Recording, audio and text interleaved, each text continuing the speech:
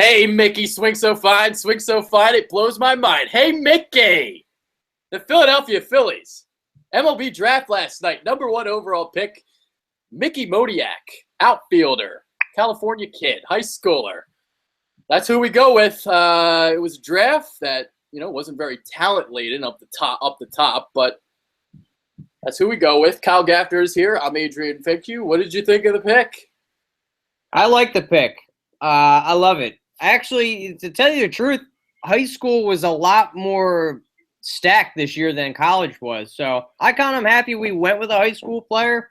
I know a lot of people wanted to go with A.J. Puck out of Florida with the pitcher. But this is great. We finally got another bat to add to this team. A young nucleus that we can start building. The kid looks great. Very excited about this. He's wet behind the ears a little bit, but he's going to be good, I think. Yeah, we'll see. I mean, again, I said this in the last show, all right? I'm not going to sit here and pretend like I know what the fuck I'm talking about. I'm just like all you guys. I went, I watched a couple videos on YouTube, and I've read the articles, all right? I'm not going to sit here and try to pretend to be an expert, so there's that. But, watching some of the videos, he does have a smooth little swing. If I had to compare it to anybody, I would say maybe like Jacoby Ellsbury, maybe like Grady Sizemore. That's kind of what he reminds me of. I think he's got a compact swing like Chase Utley almost. The way he comes through the zone, it's just quick hands, quick swing. I mean, it's poetry in motion. It looks great. And if he had to separate that Utley did, I mean, come on. And he can add power. I mean, this kid hit 12 triples, 7 home runs, and 38 RBIs on the year. And 3 doubles. So if he can hit that many triples up in the bigs, I mean, imagine. A lot of people are thinking, was he worth the pick if he can't hit 30-plus home runs? Well, I definitely think he'll hit for average. He'll get on base. He's got good speed, and he's got a rocket arm. I'm very excited about this kid. Although I wanted Kyle Lewis mostly a little more just because he was a little bit older. So the only drawback to this pick is we're going to have to wait a little longer to see what he can do. Yeah. Yeah. I mean, obviously his frame right now, it's hard to tell because he's a high school kid. So, I mean, he's going to fill it out, but I don't know how many homers exactly he's going to hit. I mean, some are saying like even a 20-homer guy. I don't know if he can do that, but who knows? I was hearing Todd Zalecki was saying he's going to be like a gap hitter. He's going to hit a lot of doubles, stuff like that. Going to be a good hitter. So. I mean, hey, the comparisons I'm hearing is like Christian Yelich. That's what I'm hearing. I heard that, and Larry Ziegler or some guy from the 80s. I've never heard of the guy, but I've heard a lot of Christian Yelich, and I'd be happy with a Christian Yelich. It just shows you that they're building a young nucleus out in the outfield. We took, Randolph last year, a young high school hitter who's, doing great. And then we'll still have El Torito, hopefully. He'll be in the prime by the time this kid gets up here. And then we'll have him. So we've got a young nucleus out there. And can't forget about Nick Williams as well. We don't know how he's going to pan out. But the power could be added on with the weight, if he hits the gym. It's just I'm very happy with this pick. Elated almost, because they were saying he was the best hitting prospect out of this whole draft. Well, when they were doing like the last minute around the panel there, MLB Network, they were asking who the number 1 pick was going to be, and 2 out of the 3 said Moniak, and that's exactly who the Phillies went with. All right, let's talk about difference between high school and college. Because in college, I mean, you got a little bit more talent in college, obviously. The pitching's better. You're going to see more bite on the curveball, more bite on that slider. So I know you have some numbers that you wanted to share about high school players within the Phillies organization over the last, 35 years or so it was, or 45 years or so since 1965. So 50 years ago.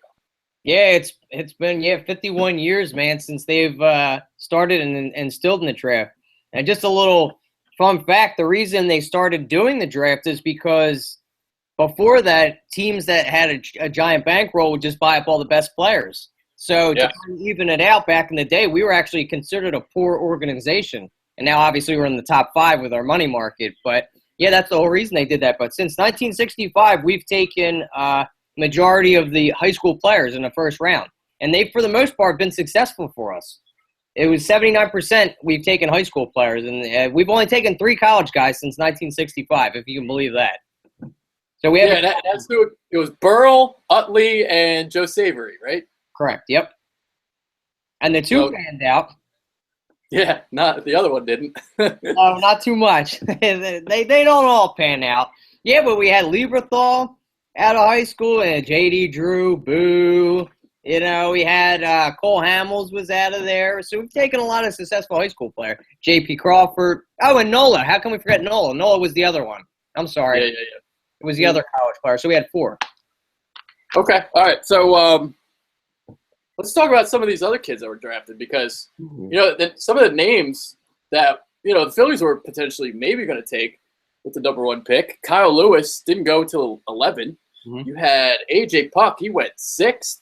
And who's the other one? Groom. Groom went, 12th to Boston? So, yeah, so that's crazy, man.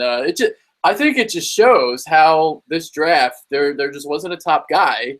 All these guys were basically hovering. They were the same type of talent. And to reiterate on the college thing, I think Puck fell. He was the consensus #1 for a majority of the year, but I think he started to see his numbers fall, or he fell, is because of the walk rate he had to go with his innings. He walked 30 guys within 65 and 70 innings, which is not very good at all. So he's had definitely command control. Yeah, he's a power arm from the left side. He can throw 98, 99 miles an hour, but you don't have no command, man. That flame-throwing ability isn't really going to mean much. We just had a guy like that in this organization. His name was Felipe Amon. Couldn't get anything over the plate. No. So you could have you could have that power arm all you want. If you got no command, it's going to do nothing. He was the gem in that trade with Seattle to bring Cliff Lee over there, and he didn't have to be shit. Nope. He's retired. He's gone. Bye. See ya. Not even around anymore. And it's funny you say that because that was when we were winning and doing so good, and we took chances. So if you look at that draft from 2007 all the way up to, 2012, none of these guys are even in the bigs anymore. They're nothing. Other than Chase Denard is the only guy that has been good out of that draft, out of the high school. So they haven't drafted well since then, but I think Johnny Almazara that we have now, he's a pretty good scout. He knows what he's doing. I'm happy with every pick that he's made as under the Phillies organization. So I think this is another good pick for us. Now it's exciting to see what we'll do in the later rounds, even though it's 45 more rounds. I think we've got 51 more picks, or no, I'm sorry, 38 more picks left in these rounds to go. So we could do a lot of damage. You never know who you could find later on in these rounds. Clayton Kershaw was 17. What was that? 17th, you said? Yeah, he was a 17th round pick, and he's the best pitcher in the league and probably the best pitcher of our era. So you could find a gem somewhere. Yeah, absolutely. I mean, shit. Talk about finding gems at Dubal Herrera, Rule 5 draft. So you can find gems anywhere. Not always through the draft. Mike Alfranco was an international free agent. So you can find talent anywhere. It's all really all about the scouting. But so what do you think? Are you happy with the pick? Do you think we should have went college versus high school? Well, here's what I said in the show. Whoever the Phillies had #1 on their board, that's who I wanted. So I mean, again, I don't know who the fuck these kids are. It's not like we're evaluating the NFL draft or the NBA draft where I actually know who these guys are and I can actually make a proper evaluation. All I know is I've seen his fucking YouTube videos a couple times. That's all I got. I can't tell you anything else other than his swing looks pretty smooth. I mean, just from watching his interview yesterday, he looks like a cool, calm, and collected individual. So he speaks well. He seems like a smart kid. But that's all I can give you, and that's all anybody can give you, unless they're like a legitimate scout or they're like a Phillies beat writer and they follow the team. Well, what about as a fan basis? Were you excited that they went with a positional player, an outfielder, rather than a power arm? Would you have wanted to go with a power arm over that? Like I said, I just wanted the top fucking guy. And if the top fucking guy is Mickey Moniak, then I'm cool with it. That was my argument the whole time. I don't know who the top guy was. There was like 10 guys that were like the top guy. So that's the way I feel. Well, I could give you a little tidbit too on why we went with an outfielder over a pitcher too, because it's very. What's that? We need a hitter. Well, other than that, it's very risky to take high school pitchers, especially that high in the draft, because they're not really filled out yet. They have a lot of injury problems too. And if you look at last year's draft, the top 2 picks have already had Tommy John surgeries. And what were they? High school pitchers. Coming out of high school, Cole Hamels had a ton of injuries coming out. So that's a huge, huge issue with drafting these guys. They're not very well developed yet. They're not completely filled out. So a lot of that arm angle stuff is really tearing up the ligaments in there. And that was a reason that A.J. Puck was into consideration too, because he was in college and no injury bug, knock on wood. He's filled out. He's got a little bit more bite to his pitches.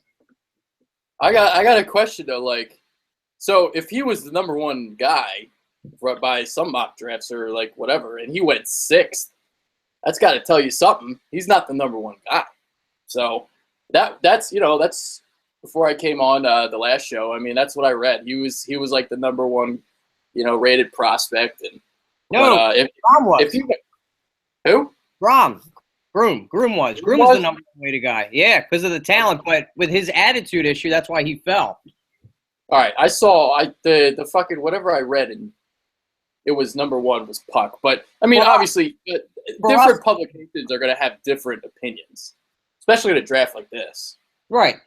He was our number 1 rated guy. That's what I think you were talking about. You were reading. He was our number 1 guy on our list. Drew. No. Puck. Puck was our number 1 rated pitcher. Yeah. Okay. All right. Anything else you want to say before we get out of here? We got a shooting guard show coming up.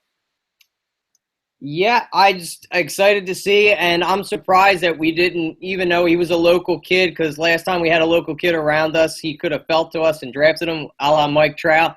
Who knows if Groom would have been that type of talent, so it's kind of to pass him over, but it's good that we passed him over. I'm glad we got some young nucleus bats in here. I'm excited to see what we did do with the rest of the draft, and who knows, maybe we'll be in this situation next year again. Yeah. I did forget to bring this up. Because Todd Zalecki reported that we're going to get this contract done as soon as possible. So there won't be any UCLA in Moniak's future. So he's going to come to the bigs. There won't be no JD Drew bullshit here. He's going to be a Philly. And Kevin Gowdy, we really gouged UCLA's recruiting class because the guy we took in the second round was also committed to UCLA. So it looks like we're really dipping into SoCal over there, taking all their young talent. Hopefully we can get him locked up too. So we got another Chip Kelly then.